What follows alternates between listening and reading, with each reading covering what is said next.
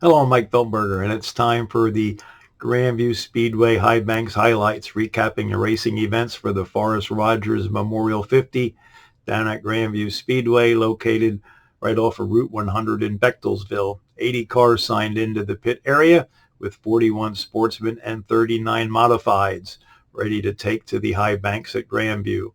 4 qualifying events were needed for the sportsmen, with 2 consolations also required to set the 26-car field for the 25-lap A-main. Your heat winners for the sportsmen were Mark Gogler in the 96X, your first heat winner. Second heat win going to Taylor Kramer in the 22. Getting a third heat win was the 38 of Mike Stofflet, and your fourth heat winner was Adriana Delapani in the 22A.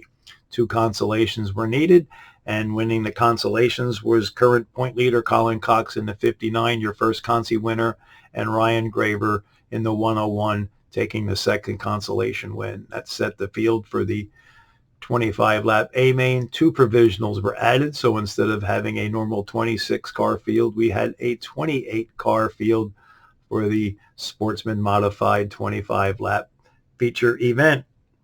Here's how things went. Taylor Kramer getting the 22 out in front early in the race, but staying within striking distance was Mark Gogler in the 96X. In fact, Mark overtook Taylor on lap number 6, but getting a good view of the top running pair was Zach Steffi in the 47Z, and Zach actually went by Mark Gogler coming off of turn 2 on lap 11 to assume command. But methodically moving through the field was the 7K of Kenny Gilmore. Kenny picking and choosing where he wanted to make his passes, whether it be on the bottom, the middle, or the top. Actually, in victory lane, he did say that he did like the middle groove, took that to his liking, with Kenny Gilmore taking the lead on lap 17 and eventually getting the checker. We did have a 3-car tangle on lap 17 involving Taylor Kramer, Gavin Krupp, and Brett Grimm between turns 3 and 4. Here's your top 10 for the 25-lap sportsman event. Kenny Gilmore, 8th win of his career in the 7K. The car is for sale. So if you want a good race car, there's one right there, the 7K, Kenny Gilmore. Getting second, a nice strong run, staying strong after being overtaken by Gilmore, was Zach Steffi in the 47Z. Early race leader, Mark Gogler in the 96X, getting third, with Colin Cox actually running 5th going into turn 3 of the last lap. Found some high bank highlights coming off of turn 4 to overtake last week's winner, Brett Gilmore. So Colin Cox getting 4th under the checker, with Brett Gilmore getting 5th in the 7. Adriana Delapani was a strong runner, getting the 22A in for 6th, with another nice showing for Shannon Slaughter in the 53S, getting 7th. Making some high side moves late in the race, found Brad Brightbill going from about 12th to 8th with 4 laps to go. So Brad Brightbill getting 8th in the 19. Strong run for Brad. Lawson Zarensis in the 12, coming under the checker for 9th, with Mike Schneck Jr., one of the provisional takers, finishing 10th. He was your hard charger, going from 27th to 10th. Nice run for Mike Schneck Jr. in the 2. Congratulations, Mike, for being the hard charger. Next up, 4 qualifying events for the small block modified. Your first heat winner, a real strong showing, dominating on the high side, Logan Watt in the 4M. Craig Mondorn was your second heat race winner in the 30. Loudon Reimer under the rake kept checker to get the 12-lap qualifying event for the small block modifieds in the 16. And rounding out your 4 heat winners was John Willman, the ultimate underdog, in the 74W. 2 consolations were needed. Timmy Buckwalter in the 942, your first consolation winner. And getting the second consolation win was Rick Laubach in the 7. 28 cars to start the A-main. No provisionals were taken. We did have a change in the starting lineup. 4th heat winner John Willman could not make the call. That put first alternate Carol Hine, the 3rd in the field in the 114. Still having a 28-car starting field. Here's how things went. Chris Gambler in the 121 set sail on lap number 1. And he held that for quite some time until Bobby Trapper Jr. assumed command on lap 4. Trapper Jr. setting a blistering pace, But watching this all happen was Doug Manmiller. Doug had the 44 in the top, middle, and bottom. There wasn't any place that 44 couldn't run during the course of the 50-lap A-main, with Manmiller overtaking Trapper on lap 30. But moving through the field was the 33 of Eddie Strada.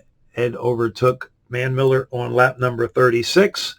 And as things were moving along quite well, on lap 43, Eddie Strada and Jeff Strunk tangled. The front two runners tangled going into turn one on lap 43, with Eddie Strada rejoining the back of the pack and Jeff Strunk heading to the pits as a DNF. Assuming command was Logan Watt in the 4M, and with a nice restart, with Doug Manmiller actually running right aside of him, mirroring him coming off the corner, but going into turn one, Logan Watt had the power and stayed on the low side to assume command and take the Forrest Rogers 10,000 to win checker. Some nice racing there for the small block modifieds. A fantastic night of racing. In fact, Kenny Rogers and Brad Missimer prepped the track for the 50-lap Forrest Rogers Memorial, and then also re-prepped the track for the 25-lap Sportsman main, and it did show as well with fantastic racing from top to bottom on the high banks at Grandview. Here's how the things went. Logan Watt, your winner in the 4M. Doug Manmiller soldiering on. Strong run for Doug, getting the 44 under Ray Kemp's checker for second. Finishing third, Mike Guler. Mike was a mid-pack runner, found some low-side racing to his liking, got under a few cars, but getting third under the checker. Loudon Reimer, heat winner, was fourth in the 16, with Dwayne Howard. He was one of the meet and greet drivers, getting fifth in the 15G. The 2024 winner of the Forrest Rogers Memorial, Ryan Watt, getting sixth in the 14W, with Jared Umbenhauer in the 19. Jared was actually a consolation qualifier, but Jared getting the 19 to 7th when the 50 laps was completed. Craig Von Dorna, heat winner, getting 8th in the 30.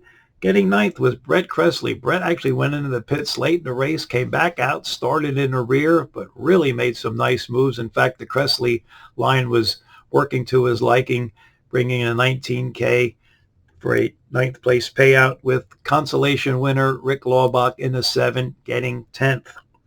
Jared Umbenhauer was your hard charger, advancing 18 spots.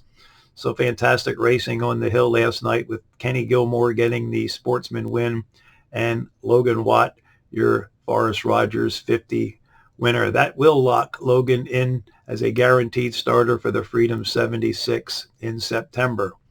So hope everybody has a safe and happy week. See you back at the High Banks on August the 16th. I'm Mike Feltmerger, and thank you for watching.